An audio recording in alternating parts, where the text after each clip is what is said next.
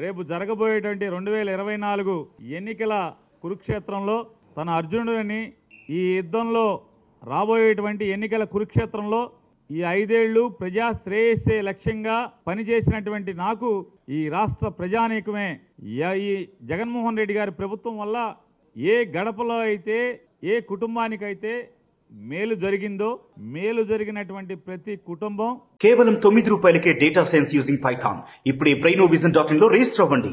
అలాగే వైఎస్ఆర్ కాంగ్రెస్ పార్టీ ప్రతి కార్యకర్త శ్రీకృష్ణుడిలా తనకు అండగా ఉండి నడిపించమని, రేపు జరిగేటువంటి కురుక్షేత్రంలో కౌరవుల్లాగా కుట్రలతో కుతంత్రాలతో ప్రజల మనసులను గెలవటం కంటే కూడా ఓట్లు పోగేసుకుని కూటమి ద్వారా కౌరవ సైన్యంలాగా మందిగా వస్తున్న వారిని మట్టి కరిపించటానికి నాకు అండగా ఉండండి శ్రీకృష్ణులాగా అని చెప్పని ఆయన మాట్లాడుతుంటే, ఆయన ప్రజల్ని వేడుకుంటూ ప్రజల్ని అడుగుతూ ఉంటే, జనసేన పార్టీ అధ్యక్షుడు పవన్ కళ్యాణ్ గారు ఒక జంపింగ్ జపాంగ్ని పెద్ద వీరుడిగా సూర్యుడిగా పోటుగాడిగా ఊహించుకుని అతను పక్కన పెట్టుకుని మాట్లాడతాడు. అర్జునుడైతే ద్రౌపదిని కాపాడాలంటాడు. అర్జునుడికి ద్రౌపదికి బంధం ఏంటో సంబంధం ఏంటో కూడా వీరికి తెలియదు. సరే పోతే పోయింది, చెల్లెల్ని తిట్టిస్తున్నాడు జగన్మోహన్ రెడ్డి గారు అని మాట్లాడతాడు. అయ్యా పవన్ కళ్యాణ్ గారు, కుటుంబ బంధాల గురించి, మానవ సంబంధాల గురించి, కుటుంబ జీవితం గురించి ఇక మీ దగ్గర ఈ ప్రపంచం నేర్చుకోవాలంటే ఇంతకన్నా హాస్యాస్పదం ఏముంది? పవన్ కళ్యాణ్ గారు జనరంజక నటుడు. 2009లో ప్రజారాజ్యం పార్టీ పెట్టినటువంటి మెగాస్టార్ చిరంజీవి గారు కేంద్ర మంత్రిగా, కాంగ్రెస్ పార్టీ రాజ్యసభ సభ్యుడిగా, కాంగ్రెస్ ప్రభుత్వంలో మన్మోహన్ సింగ్ గారి ముఖ్యమంత్రిగా ఉన్నటువంటి కాంగ్రెస్ ప్రభుత్వంలో కేంద్ర మంత్రిగా ఆయన ఉంటే, సాక్షాత్తు చిరంజీవి గారికి తోడబుట్టినటువంటి తమ్ముడుగా మీ పాత్ర ఏంటి? మీరు ఏం చేశారు? ఎంత అవమానించారు?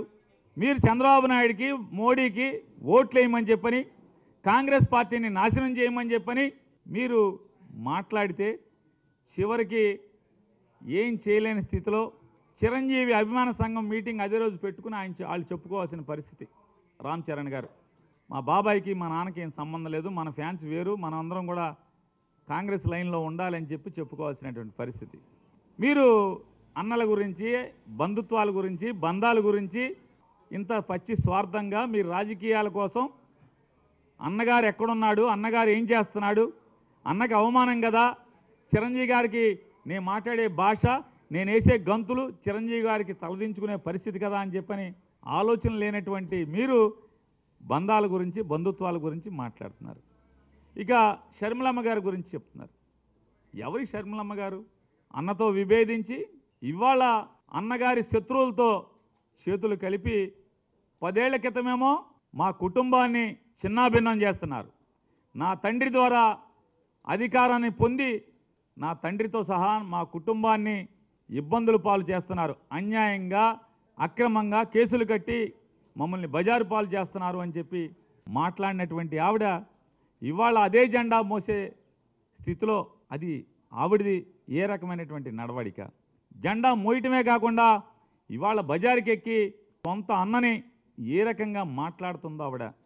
మరి మాట్లాడినప్పుడు యుద్ధంలోకి వచ్చిన తర్వాత అన్నని దూషిస్తున్నప్పుడు అన్న సైన్యం ఏం చేస్తారు? ఆఖరికి పవన్ కళ్యాణ్ గారి యొక్క మనుషులు, పవన్ కళ్యాణ్ గారిని ఫాలో అయ్యేటువంటి ఫ్యాన్స్ కానీ, చిరంజీవి గారు జగన్మోహన్ రెడ్డి గారిని కలవటానికి వస్తే సినిమా పరిశ్రమ గురించి ఇవన్నీ తిట్టారు. మీరు చెప్పేటువంటి మీ జనసైన్యమా, జనసైకుల ఏంటిది? అది జనసైకుల, జనసైన్యమా? వాళ్ళెవరు? ఎన్ని చిరంజీవిని దూషించారు? అప్పుడు మీ నోరేమైంది?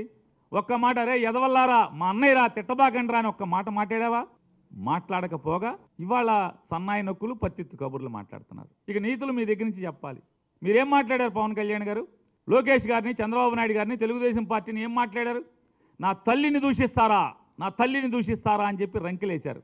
సిగ్గు శరమన్నోడు ఎవడైనా నిజంగానే తల్లి, తండ్రి, చెల్లి అనేటువంటి, భార్య అనేటువంటి బంధాలకు విలువిచ్చేవాడు అయితే తల్లిని తిట్టిన వాళ్ళని ఇవాళ ఎవడైనా తల్లిని తిట్టిన వాడిని ఏం చేస్తారు? చేతనైతే ఆడి పాడి మోస్తారు, లేదంటే భగవంతుని కోరుకుంటారు. వాడికి ఇంత దుర్మార్గంగా నేను ఆడికి మేలు చేస్తే నా తల్లిని తిట్టారు, అవమానించారు, కాబట్టి భగవంతుడా వారి పాపాలని కడిగయ్యో లేకపోతే వాళ్ళ పాపాలకు తగ్గ శిక్ష అయ్యో అని కోరుకుంటారు. కానీ మనం ఏం చేస్తున్నాం? పల్లకీ మోస్తున్నాం. తల్లిని తిట్టిన వాళ్ళ పల్లకీ మోసేవాడిని ఏమంటారు? లేదా నువ్వు ముఖ్యమంత్రి అవ్వాలి, మా ప్రాణం పెడతాము, మేము చచ్చిపోతాము అని చెప్పని ఏ రంగం వేస్తున్నటువంటి మీ వాళ్ళందరినీ కూడా, అరే మనకి సీన్ లేదురా, మనం పల్లకీ మోయటమేరా, మనం ముఖ్యమంత్రి అవ్వలేము, నేను ఎమ్మెల్యేని అవ్వలేను, మీరు ఆగండి అని చెప్పని ఇట్లాంటి స్థైర్యాన్ని చంపే మాటలు మాట్లాడేవాడిని ఏమంటారు భారతంలో? యుద్ధం చేయాల్సిన వాడిని, యుద్ధానికి సిద్ధమైనటువంటి వ్యక్తుల్ని మానసిక స్థైర్యాన్ని చంపేవాడిని ఏమంటారు? శల్యుడు అంటారు. నవయుగ భారతంలో, కలియుగ భారతంలో శల్యుడి పాత్ర పవన్ కళ్యాణ్ పోషిస్తున్నాడు అనేది మాట వాస్తవమా కాదా? యుద్ధం చేస్తున్నట్టే అంటే యుద్ధానికి సిద్ధమైనటువంటి జన సైనికుల్ని నిర్వీర్యం చేస్తూ వాళ్ళ మానసిక స్థితిని చంపేస్తూ వాళ్ళ ధైర్యాన్ని చంపేస్తున్నటువంటి అండి ఇవాళ కలియుగ శల్యుడు నువ్వు. నాడు కర్ణుడి ధైర్యాన్ని నిర్వీర్యం చేయడానికి ప్రయత్నం చేసిన శల్యుడు ఇవాళ మీ పార్టీ కార్యకర్తల్ని స్థైర్యాన్ని యుద్ధం చేద్దామని రెడీ అవుతుంటే ఆయుధాలను పక్కన పడేయండి, మనం పల్లకీ మొయ్యాలి, మన చేతిలో ఆయుధాలు కాదు, మన చేతిలో పల్లకీ పట్టి ఉండాలి, పల్లకీ కమ్మి ఉండాలని చెప్పి చెప్తున్నాడు. నువ్వు శల్యుడితో కదా శల్యుడు. మరి నువ్వు శల్యుడివి కాబట్టి అర్జునుడు అంటే నువ్వు పోల్చుకుంటున్నావు. అర్జునుడికి శల్యుడికి పోల్చుకున్నప్పుడు నీకు బాధ కలుగుద్ది. ఆ బాధతో మాట్లాడేటువంటి మాటలు. అట్లాగే ఆ పక్కన కూర్చున్న అతను ఒకటి మాట్లాడతాడు. జగన్మోహన్ రెడ్డి గారి అన్ని అసత్యాలు మాట్లాడుతున్నాడు, అబద్ధాలు చెప్తాడు. ఆయన 2004 నుంచి 2009 దాకా, 2019 నుంచి 2024 దాకా మొత్తం నాకు తెలుసు అంటున్నాడు. మరి అన్నీ తెలిసినాడు అసలు జగన్మోహన్ రెడ్డి దగ్గరికి ఎందుకు వచ్చావు? సిగ్గు శరం లేదా? ఎందుకు వచ్చావు? 2014లో జగన్మోహన్ రెడ్డి గారి సింబల్ మీద ఆయన ఫోటో పెట్టుకుని ఎందుకు ఓట్లు అడిగావు? గుంటూరులో అడుక్కున్నావు కదా, ఓట్లు అడుక్కోలేదా? 2019లో బందరు వచ్చి ఎందుకు అడుక్కున్నావు? బందరులో ఎందుకు పోటీ చేసావు వైఎస్ఆర్ కాంగ్రెస్ పార్టీ సింబల్ మీద? మరి జగన్మోహన్ రెడ్డి గారు ఇంత చెడ్డోడని నీకు తెలిస్తే మరి ఎందుకు పోటీ చేసావు? ఎందుకు వచ్చావు అని అడుగుతున్నాను. సిగ్గుండాలి కదా అన్నీ తెలిసి రావటానికి. సిద్ధం అంటే దేనికి సిద్ధం? జగన్మోహన్ రెడ్డి గారు మా బందర్ ఎంపీ సారు గారు, మీరు జగన్ సారు గారు అంటున్నారు కదా, నేను అడుగుతున్నాను సిద్ధం అంటే పారిపోవడానికి సిద్ధమా అని జగన్మోహన్ రెడ్డి గారు అంటున్నారు. పారిపోయే బతుకులు ఎవడి పారిపోయే బతుకులు? 2004లో మన బతుకెక్కడా? తెనాలి నుంచి 2009కి నరసరావుపేట పారిపోయింది ఎవరు? 2009 నుంచి మళ్ళీ 2014 వచ్చేప్పటికి నరసరావుపేట నుంచి గుంటూరు పారిపోయినవాడు ఎవడు? 2019కి వచ్చేప్పటికి మళ్ళీ గుంటూరులో కాకుండా గుంటూరు నుంచి బందర్ పారిపోయినవాడు ఎవడు? పారిపోయే బతుకులు ఎవరి? జగన్మోహన్ రెడ్డియా పారిపోయే బతుకులు? ఇట్లాంటి వాళ్ళందరినీ పట్టుకుని నాడు రాజశేఖర రెడ్డి గారు లేకపోతే బతుకు లేదు. చనిపోయిన రాజశేఖర రెడ్డి గారి గురించి, కేవీపీ రామచంద్రరావు గురించి సాయంత్రం 8 తర్వాత ఢిల్లీలో ఏం మాట్లాడుతున్నావో కేవీపీ రామచంద్రరావు గారికి తెలియదు అనుకుంటున్నావా? ఎంత అసహ్యంగా జుగుప్సాకరంగా జగన్మోహన్ రెడ్డి గారి గురించి ఇవన్నీ మాట్లాడుతున్నావో ఎవరికి తెలియదు అనుకుంటావా? పవన్ కళ్యాణ్ గురించి ఏం మాట్లాడావో తెలీదా? 2023 జనవరి ఫిబ్రవరి మాసాల్లో చంద్రబాబు దగ్గరికి కౌరు చేస్తే చంద్రబాబు ఇది మన స్కూల్ కాదురా బాబు, ఇది చాలా డేంజర్ కేసు, ఇది మనకొద్దు, పవన్ కళ్యాణ్కి తోసేయండి అని చెప్తే పవన్ కళ్యాణ్ గారి దగ్గరికి మార్చి ఏప్రిల్ మాసాల్లో పవన్ కళ్యాణ్ గారి దగ్గరికి ఒక ప్రొడ్యూసర్తో హరీష్ శంకర్ మైత్రి మూవీస్ వాళ్ళ సినిమా షూటింగ్ జరుగుతుంటే ఆ షూటింగ్ దగ్గరికి కౌరు చేసిన మాట వాస్తవా కాదా? పవన్ కళ్యాణ్ చీకొట్టిన మాట వాస్తవా కాదా? తర్వాత చిరంజీవి గారి కాళ్ళు పట్టుకుని చిరంజీవి గారితో ఫోన్ చేసి పవన్ కళ్యాణ్కి జూన్ జూలై మాసంలో పవన్ కళ్యాణ్ గారి దగ్గరికి వెళ్ళిన మాట వాస్తవం కాదా? వెళ్ళి ఆ రోజు మాట్లాడుకోవడమే కాకుండా ఆఖరికి 2004-9 నుంచి 9 మధ్యలో ఇవాళ డయాస్ మీద పవన్ కళ్యాణ్ గారి పక్కన కూర్చున్నటువంటి నాదెండ్ల మనోహర్ గారు ఎంత కాల్చుకు తిన్నావు, ఎంత ఏడిపించావు, నాదెండ్ల మనోహర్ని ఎంత బజార్కి ఇచ్చి రచ్చ చేస్తే ఈ రోజుకి నాదెండ్ల మనోహర్ గారు నిజంగా నువ్వు కాళ్ళు పట్టుకుంటే కదా ఆయన కరిగింది. చిరంజీవి గారు నాదెండ్ల మనోహర్ గారికి ఫోన్ చేసి ఇట్లా బాలసౌర్ వస్తాడు, బాలసౌర్ని క్షమించేయమని చెప్తే కదా బాలసౌర్ని నాదెండ్ల మనోహర్ క్షమించగట్టే కదా. ఇన్ని సర్కస్లు, ఇన్ని పిల్లి మొగ్గలేసి ఇవాళ ఈ రకమైన మాటలు మాట్లాడతాం. పోయావు, రాజకీయాలు కావాలి, లేకపోతే ఇంకోటి కావాలి.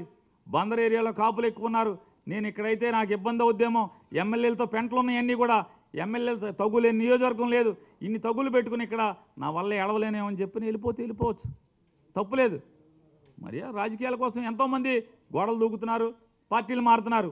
మారండి, ఎవడు ఆక్షేపణ లేదు ఇవాళ. ఎందుకంటే ఇది కలియుగం, కాలమంట చచ్చింది.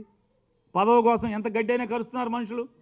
సరే కానివ్వండి, దాని గురించి ఇబ్బంది లేదు, తప్పు లేదు. ఎందుకంటే లోకమంట చచ్చింది కాబట్టి. కానీ అటుకెళ్ళి మాట్లాడటం ఈ భాష నిజంగా సిగ్గుశరం ఉన్నవాళ్ళైతే ఎవడైనా నాదెండ్ల మనోహర్ కాళ్ళు పట్టుకుంటారు. ఎవడైనా ఎంత ఏడిపించావు, ఎంత నాదెండ్ల మనోహర్ని, నాదెండ్ల మనోహర్ గారు శ్రీమతి గారిని ఎన్ని దుర్భాషలాడి ఎన్ని మాటలు మాట్లాడి వెళ్ళి కాళ్ళు పట్టుకునే పరిస్థితి. ఇంక జగన్మోహన్ రెడ్డి గారి జీవితం అంతా తెలుసంట, లోపల తెలుసంట, బయట తెలుసంట, ఒంటి మీద మచ్చలు తెలుసంట, ఏం పుట్టు మచ్చలు తెలుసు. మరి ఇన్ని తెలిసినోడు ఎందుకు పోటీ చేయాలి? వైఎస్ఆర్ కాంగ్రెస్ పార్టీ మీద 2 సార్లు ఎందుకు పోటీ చేసి? ఇవాళ కాదు రేపటికి పవన్ కళ్యాణ్కి కూడా ఖచ్చితంగా ఏంటో తెలుస్తుంది. ఈ అరువు జుట్టు ఎట్టుకుని, జుట్టు కూడా మంద కాదు కదా, ఎవడో జుట్టు కదా, జుట్టుతో సహా అరువు జుట్టులు తెచ్చుకుని ఈ అరువు పార్టీలు అరువులు. ఈయనంటే జగన్మోహన్ రెడ్డి గారికి చెప్పాడని రాజధాని ఇక్కడే ఉంచుతామని అంటే ఊరు తిరిగాంట. ఏ ఊరు బాబు? అసలు 7 నియోజకవర్గాల్లో ఈ అంతమ్మ ఎన్ని ఊళ్ళు ఉన్నాయో చెప్పగలవా? వచ్చి ఇక్కడ ఉంచుని గబగబా మీడియా ముందు పాఠమాప చెప్పు. ఎన్ని ఊళ్ళు ఉన్నాయి?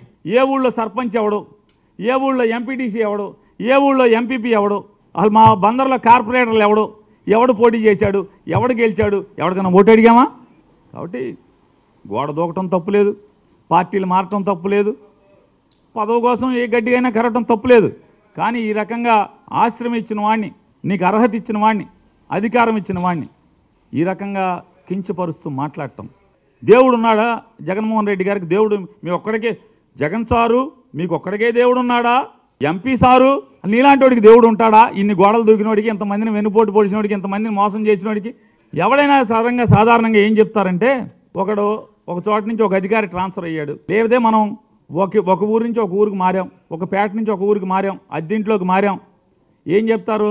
ఏమంటే కావాలంటే పలానా బజార్లో మేము ఉండొచ్చామండి, ఆయన ఒకసారి అక్కడ ఆ బజార్లో ఒకసారి నా గురించి ఎంక్వైరీ చేయండి అని చెప్తాం. ఎవరైనా ఒక్కసారి తెనాలిలో, లేదా ఒక్కసారి నరసరావుపేటలో, ఒక్కసారి గుంటూరులో, ఇవాళ రేపు బందర్లో ఎంక్వైరీ చేసుకుంటే తెలుస్తుంది ఎవరెవరేంటనేది. ఇవాళ పవన్ కళ్యాణ్ గారికి ఒకటే చెప్తున్నాం, అన్నని అవమానపరిచిన మానవ సంబంధాలకు విలువ ఇవ్వనటువంటి పవన్ కళ్యాణ్ గారు, అన్నని అవమానించే పరిస్థితిలో రాజకీయాలు నడిపినటువంటి మీరు, అన్నగారు ఒక రాష్ట్ర ముఖ్యమంత్రి దగ్గరికి సినీ పరిశ్రమ గురించి చర్చలు జరపడానికి వచ్చినప్పుడు వచ్చిన మనిషి గురించి మీ ఫ్యాన్స్ అందరూ కూడా దుర్భాషలాడితే ఏం మాట్లాడారు? మీరు మాట్లాడే భాష ఏంటి? ఇవాళ మీరు చెప్పే సూక్తులేంటి? ఇవాళ తల్లిని తిట్టినటువంటి, తల్లిని దూషించినటువంటి పార్టీ పల్లకి మోస్తున్నటువంటి మీరు, అలాగే అన్నని దూషించేటువంటి, శత్రువులతో చేతులు కలిపి అన్నని దూషిస్తున్నటువంటి షర్మిల గారు, మీ ఇద్దరూ కలిసి ఇవాళ అర్జునుడు అంటే తప్పు మాట్లాడే పరిస్థితులుంటే 100కి 100% చెప్తున్నాం. ఇది కలియుగం. భారతంలో ఏ రకంగా అయితే ఉందో ఇవాళ భారత రామాయణాలని పిల్లలకి ఎందుకు బోధిస్తారు? ఎందుకంటే దాంట్లో మంచిని చూసి మోటివేట్ అవ్వమని చెప్పని. ఖచ్చితంగా నేడు కలియుగం ఏది. ఈ కలియుగంలో కూడా మీలాంటి చంద్రబాబు నాయుడు, లోకేష్, పవన్ కళ్యాణ్, కాంగ్రెస్ పార్టీ, సోనియా గాంధీ, అలాగే సిపిఐ పార్టీ, అలాగే ఇట్లాంటి జగన్మోహన్ రెడ్డి గారిని వ్యతిరేకించేటువంటి శక్తులన్నీ కూడా కౌరవుల్లాగా, ఇవాళ కలియుగ కౌరవుల్లాగా జగన్మోహన్ రెడ్డి గారి మీద దాడి చేస్తుండే.